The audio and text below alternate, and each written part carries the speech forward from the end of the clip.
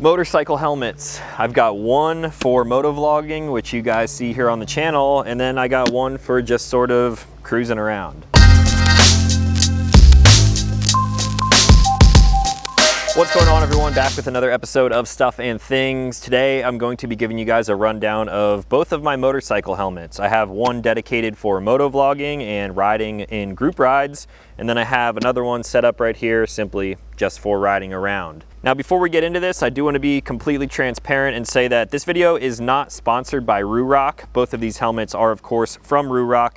They were sent to me for free. However, this is not a sponsored video. I'm going to be completely open and honest about both of these helmets and give you some of the pros and cons to each. Since this helmet on my right is the older Atlas, this one right here is the newer 2.0 version, I'm going to be saving all of my thoughts on the actual helmet itself for when we get over to this one. That being said though, I've been getting a ton of questions on how I have this new helmet set up for motovlogging, so we're gonna take a look at this one over here first. So first and foremost, like I mentioned, this is the older original Atlas helmet coming from Ruroc. It's got a very familiar shape, and this was actually their first go at making a motorcycle helmet for the road. Now, over the years, I've ridden in a ton of different helmets, and nothing about this one really stuck out to me other than the Shockwave system found in the back here, and we'll go over that once we get to the newer 2.0 helmet. In my opinion, these helmets are definitely aesthetically pleasing, minus all of the bug guts that are all over these helmets. I think they have a really cool style to them, and they are one of the better looking helmets out on the market today. That being said though, since this is the original helmet, they have since released a newer one with a little bit better features, the 2.0. I've dedicated this one solely for motovlogging and riding in group rides. So as you can see, I stuck a ton of things all over this helmet, and we're gonna go over those right now.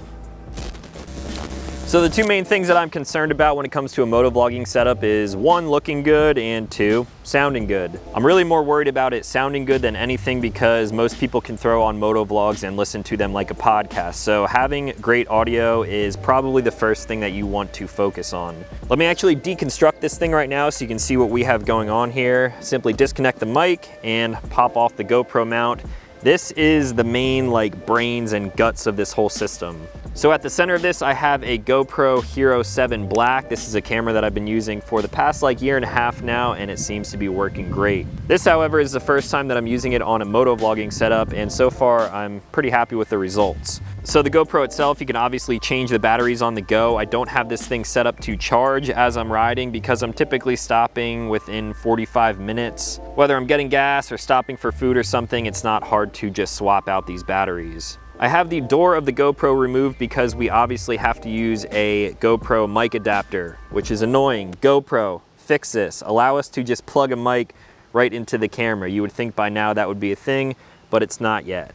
So because of that, I have the door on the side of the GoPro removed. That way I can plug in the mic adapter. Now I have the GoPro and the mic adapter in this little housing right here. It also has a shoe on top if you wanted to mount an external mic for whatever reason. This, however, is perfect for motovlogging. It keeps things nice and tidy, and you can put everything right to a standard GoPro mount. Speaking of that, for the mount, I have a standard GoPro curved mount here. This allows the camera to sit a little bit higher off of the actual mount and whatever you're sticking it to. And then I have a straight adapter here. This is something that took me a little while to figure out because GoPro doesn't actually come with these straight adapters, so I had to order that on Amazon. Speaking of that, I ordered most of this stuff on Amazon, and everything right here you can find in the description down below. So this whole self-contained unit is really nice, but now how do we get this thing mounted up to the helmet, and how do we get the audio to sound nice and crisp? So I've watched a ton of motovlogging helmet setups, and out of all of them,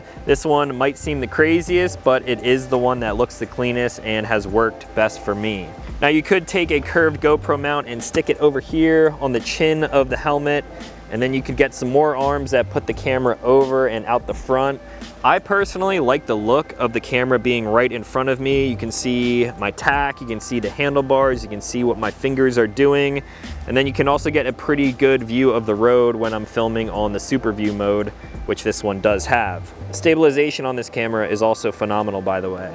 So from a distance, it doesn't look too bad, but once you get up close, it might look a little janky to some. However, this helmet is for a very particular purpose. So I took a curved GoPro mount and I actually JB welded it to the front mesh grill of this Atlas helmet. Now there is a little room up front which does allow airflow, but I'm not really concerned about airflow all that much because this is simply just for motovlogging. I smeared JB Weld all over this thing. I stuck it on there, let it dry for 24 hours, and now that thing is permanently stuck on there. If you do something like this to a helmet, there really is no going back. It would be almost impossible to get all of that stuff off of there. So really be careful and be sure of what you're doing if you decide to go with a route like this. So once that mount is on there, I can take my whole GoPro brain rig here, clip it into place, adjust my angle as needed, and I should be ready to go. Now for the microphone, you can see the wire hanging out the bottom of the helmet here. I actually have cut a hole in the little windscreen on the bottom. I have all the cables managed inside of this helmet almost perfectly. That way this thing can come up and plug right into that GoPro adapter, and that is how the finished setup looks. Now I've tried a few different microphones that I found on Amazon, and while this one is not the cheapest, it seems to be the best sounding, at least from my testing. So what I did was I simply wrapped the wires up in electrical tape. I put it down the right side cheek pad of this helmet, and then I ran the microphone up, which you may be able to see in the front here, and I clipped it right onto like the front nose piece. Some people will recommend against this, but I actually have my microphone pointed downward, so it sits right about here next to my nose and it's pointed down towards my mouth. This may sound a little ridiculous, but I think the audio quality is actually pretty good thanks to having a beard. My beard actually runs right up against this front wind block here, and it sort of makes like a seal, so it blocks wind noise from getting in. The microphone is pointed down, and there's a whole lot of stuff right here to sort of muffle any wind noise. My ZX-10 is pretty loud with the exhaust that I have on it, and I'm actually really happy with the way it looks and sounds. So this is the whole setup right here. Now also on this helmet, this is something that I'm not gonna go too into depth on, but I do have the Sena 50R right on the side here. So far this system works great with my friends who also have the same unit. The mesh intercom is awesome, but I haven't yet perfected getting the audio from the Sena into the camera. I do have the same mic mounted up next to the speakers on the inside of this helmet. And then previously I was running a mic splitter, which also goes directly into the 3.5 adapter here on the GoPro. For some reason though, I'm getting some electric interference, and once I eventually sort all that stuff out, you guys will see a motovlog with other people's audio included. And then once I get that stuff dialed in, I'll bring you a video on how that whole setup works. So that's pretty much it for the older Atlas helmet and how I have it set up for motovlogging. Now let's move on to the Atlas 2.0 and talk about some of the improvements that they've made over the original. So the Atlas 2.0, right here I have the raw carbon version, and I'm gonna be straight up honest with you. This helmet is a little expensive for what it is. Of course, raw carbon fiber is a really cool premium material. This helmet is significantly lighter than the original Atlas. But let me check the price on this thing real quick. This thing is coming in at $575 for a helmet, which is a lot. That's gonna turn a lot of people away. However, I'm still gonna give it a fair chance review. So I have been riding in this helmet almost exclusively now for the past month, and whenever I'm not motovlogging, this is the helmet that I'm wearing. One of the main things that I like is that this thing is significantly lighter than the previous model. It has a very similar aesthetic. I think these helmets are very, very good looking. It is DOT rated, and if you want to find out all of the other ratings, I will leave a link to where you can actually find these in the description down below. Now, other than the weight, some of the features that they've actually improved on the 2.0 version starts with the inner liner here. This inner liner is definitely much more comfortable than the original Atlas helmet, and they've also integrated these emergency tabs on the side here. If in the very unfortunate event you are involved in some sort of accident and you are down on the ground, can't move, say EMS gets to you, they obviously want to keep your body in a relatively stable position. Pulling a motorcycle helmet off is not the easiest thing, and there's a very good chance that you could damage something in your neck or spine when trying to remove this. So Ruroc put these emergency tabs in here. That way, if you yank on these, it will actually remove the inner liner from the helmet, making this thing much easier to take off in an emergency situation. So not only that, but the padding is also a little bit more comfortable. They have a little bit more wind protection on the side here. there. And they've also changed the padding up on their straps here. On the original helmet, for some reason, the pads that come along these straps were just way too long. I actually ended up cutting mine down because they were so long and they would get caught in the wind, bounce up against your neck. It was just a little bit annoying. So these are fitted much better, and they still have that magnetic closure, which is great. I never thought I would like a magnetic closure this much, but it is super simple, easy to do even when you have gloves on. And now that I've been using this, I much prefer this over a traditional buckle and strap that you have to actually thread through.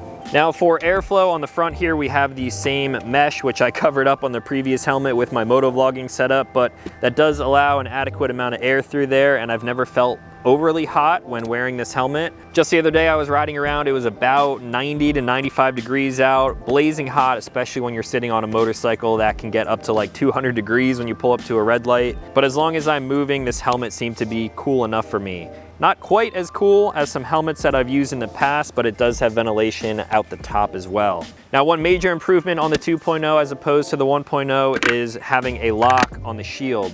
I believe the actual visor itself is a little bit better than the previous model. Both of them said they are anti-fog. This one has not fogged up at all so far. That one has in the past. So I definitely prefer this one right here. Now, when you get going up to highway speeds and you're turning your head, the previous 1.0 model would tend to sort of lift a little bit and break that seal. This lock right here, however, definitely solves that issue. It seems like the actual hinge mechanism is also a little bit more stout. So when I push this thing down, it locks with authority and it feels much better than the original. Now, speaking of that anti-fog technology, they also have a pin lock system in here. That way you could put a replaceable pin lock in there. I personally don't really see the need for that, and I don't think that I will be using that while riding with this helmet. Another nice thing about this helmet and the visor system is that they include a clear visor and then also this smoked visor right here. On their website, they also offer a few different options, so if you want to go with a different look, you also have that option.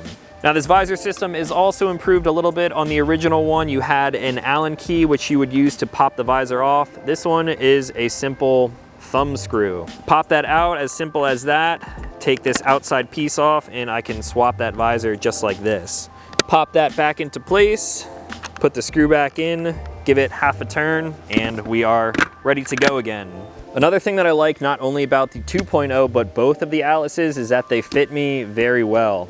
Now, I would say that I have a normal round shaped head, although it is very large. I wear an extra large in both of these helmets, and the fit on both of them is great. I thought at first that the nose piece would be a little bit crunched, but once I got used to putting it on and taking it off, this thing fits really well.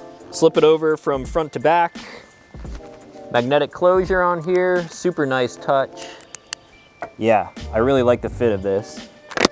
Out of all of the helmets that I've ridden in the past, both of the Atlases also have a very nice field of view, probably one of the widest field of views out of all of the helmets that I've used. When you're looking dead ahead, you can see your peripherals almost as well as if you didn't have a helmet on. Now, the other thing that I want to talk about that's sort of notable in my opinion is the Atlas Shockwave system. This is Ruroc's Bluetooth connectivity with speakers in the helmet. You can connect to your phone and answer phone calls, listen to music, and all sorts of stuff like that. I had an older version in my original helmet and it worked great. Connectivity was pretty good. Once I figured out how to connect my phone, it never really gave me any issues and it would connect as soon as I turned the helmet on. The speakers in the original system, not that great, but they actually did improve that with the 2.0 system. Once I installed this in the back of the helmet here, I did test it out, and the speakers are much better in this version. That being said though, the connectivity is not quite as good. I haven't pinpointed what it actually is yet, if it is the carbon fiber on the helmet, or maybe I just got a faulty unit for the actual brain of the system. But this thing will not stay connected to my phone even when this is on my head and my phone is right here in my pocket. If I pull my phone out of my pocket and put it up against my head right to the helmet, then the connection is fine. However, you want me to ride around like this? It's really not that practical. I guess in the future, what I could try to do is swap out the brain, maybe switch out the speakers. I can't tell if they actually improve the quality of the speakers going into the helmet or if they just improve something in the actual brain of the unit itself. But if we could take the connectivity of the original unit that I had and the sound of the speakers of this one, I would mesh those together and it would sound and connect a lot better than both of them do separately. So in theory, I like the idea of the Shockwave system. However, my experience with it hasn't been all that great just yet. If I compare it right next to the Sena, the sound quality and the connectivity of the Sena system is much, much better than the Atlas, but you're also paying about $200 more, so pros and cons there.